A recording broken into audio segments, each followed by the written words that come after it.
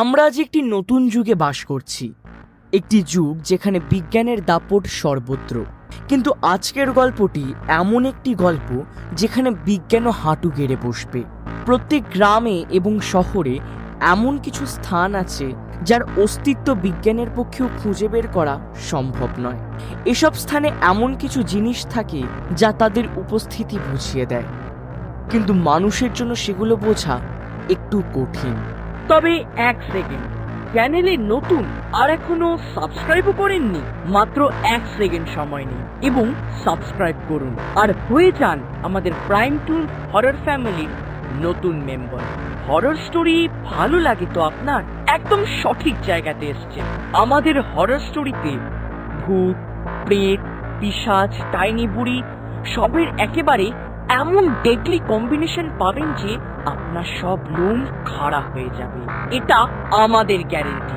আর comment সেকশনে জানাতে ভুলবেন না আপনার কেমন লাগলো গল্পটি, এবং আপনার নিজের লাইফের কোনো রিয়েল এক্সপিরিয়েন্স থাকলে আমাদের অবশ্যই পাঠাবেন। তারপর আমরা সেটার উপরে লিখব একটা হরর স্টোরি। প্রথমে চ্যানেলের ইন্ট্রো, তারপর শুরু করা যাক আজকের গল্প।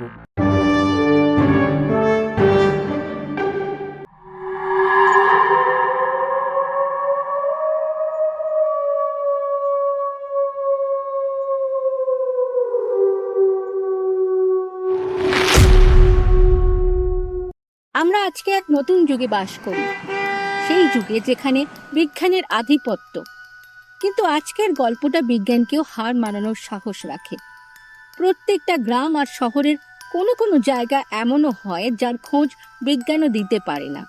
সেগুলো তাদের অস্তিত্ব বারবার জানালেও মানুষের পক্ষে সেটা বোঝা কঠিন হয়ে যায়। এই গল্পটা মধুবন গ্রামের যোগেশের, যে পাটনায় চাকরি করত। ছেলেবেলায় তার মা বাবাকে হারিয়ে যোগেশ মধুবন ছেড়ে পাটনায় থাকা তার মাসির কাছে থাকতে চলে যায়। আজকে যোগেশ প্রায় 16 বছর পর তার পরিবারের সাথে দেখা করতে তার গ্রাম মধুবনে যাচ্ছিল। প্রায় রাত্রি 9টা হবে আর যোগেশ বাস স্টপ থেকে পায়ে হেঁটে তার গ্রামের দিকে যাচ্ছিল। সে যে রাস্তা দিয়ে যাচ্ছিল সেটা ছিল জঙ্গলের মধ্য দিয়ে। রাস্তার মাঝ বরাবর একটা মোড় মতো ছিল, যেখান দিয়ে গ্রামের মানুষজনও চলাচল করত। সেই রাস্তা দিয়ে কিছুটা এগিয়ে গিয়ে একটা পুরনো কুয়ো ছিল, আর সেটা ছিল পরিত্যক্ত। রাস্তার 100 মিটারের দূরত্বেই সেটা ছিল। সেই কুয়োর ব্যাপারে গ্রামের মানুষেরা সব সময় কানাঘুষো করত যে সেটা নাকি একটা ভুতুড়ে কুয়ো।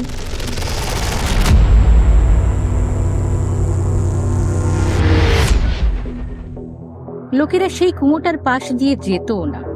কেউ জানতো না সেই কুয়োটা কে আর কবে বানিয়েছিল, কিন্তু সেটা সব সময় সেখানেই ছিল।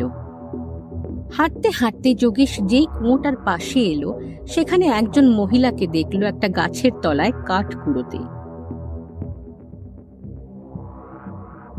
যোগেশ ভেবে পেল না যে এত রাতে একজন কাঠ কুড়োচ্ছে এই গাছতলায়। তখন সারা গ্রাম নিস্তব্ধতা ছেয়ে রয়েছে, কারণ পুরো গ্রামের তখন ঘুমানোর সময়। যোগেশ অবাক হয়ে মহিলাটিকে জিজ্ঞেস করলো, কে আপনি, আর এত রাতে এখানে কি করছেন? তখনই সে যোগেশের দিকে তাকালো, আর তার চেহারা দেখে যোগেশ তাকে বলল, আরে না, আপনি এত রাতে এখানে? সে মহিলাটি যোগেশকে বলল, তোমার কাকাও এখানে কাছাকাছি কোথাও আছে। এটা বলে সে ওই কুয়োটার দিকে ইশারা করল। যোগেশও সেই দিকে তাকাতে সেই কুয়োটা থেকে একটা আওয়াজ শুনতে পেল, আমার কাছে এসো। যোগেশ সেই কুয়োটার দিকে এগিয়ে গিয়ে ঝুঁকে পড়ে তার ভেতরে দেখার চেষ্টা করলো আওয়াজটা কোথা থেকে আসছে। উঁকি দিতেই সে যা দেখলো সেটা দেখে তার শরীরের রক্ত হিম হয়ে গেল, আর সে ভয়ে কাঁপতে শুরু করলো, কারণ কুয়োতে একটা লাশ পড়েছিল। আর সেই লাশটা আর কারণ নয়, সেটা ছিল ওই মহিলার, যার সাথে সে কিছুক্ষণ আগেই কথা বলছিল। তার কোনো ভুল হচ্ছে কিনা এটা দেখার জন্য যোগেশ যেই পেছন ফিরে দেখতে গেল,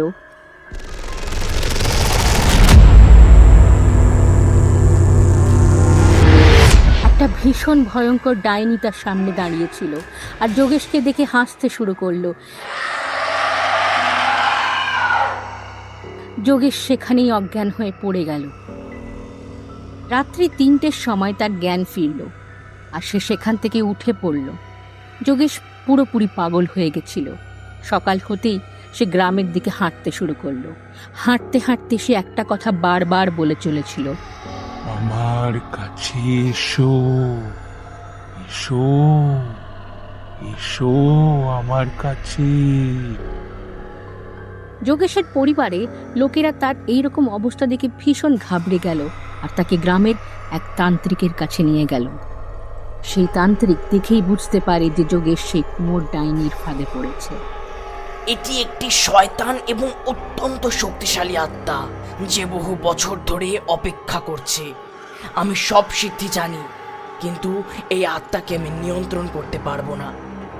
আপনারা যদি নিজেদের এবং নিজেদের পরিবারের সুখ চান, তাহলে যত তাড়াতাড়ি সম্ভব এই গ্রাম ছেড়ে চলে যান। এই আত্মা খুব ক্ষুধার্ত এবং সে সব কিছু ধ্বংস করেই শান্ত হবে।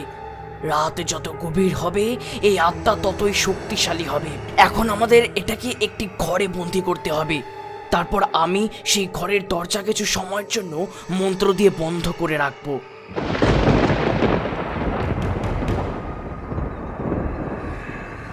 তান্ত্রিকের এই কথা শুনে পরিবারের সকলে যোগেশকে একটা ঘরে ঢুকিয়ে দিল আর সেই তান্ত্রিক মন্ত্র বলে সেই ঘরের দরজাটা বন্ধ করে দিল। তারপর রাত্রি নেমে এলো গ্রামে।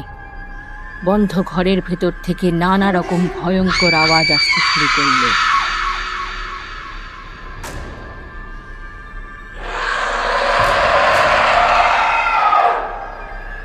সারা গ্রামে একটা ভয়ের পরিবেশ ছেয়ে গেল। লোকেরা বুঝতে পারল যে তান্ত্রিকটা ঠিকই বলেছিল। যেমন তেমন করে রাতটা কেটে আর সকাল হতেই গ্রামবাসীরা নিজের আর নিজের প্রিয়জনের প্রাণ বাঁচানোর কথা ঠিক করল। দেখতে দেখতে পুরো গ্রাম খালি হয়ে গেল। যোগেশ ওই ঘরেই বন্দি থাকলো। আর পরে তার কি হলো সেটা কেউ জানে না।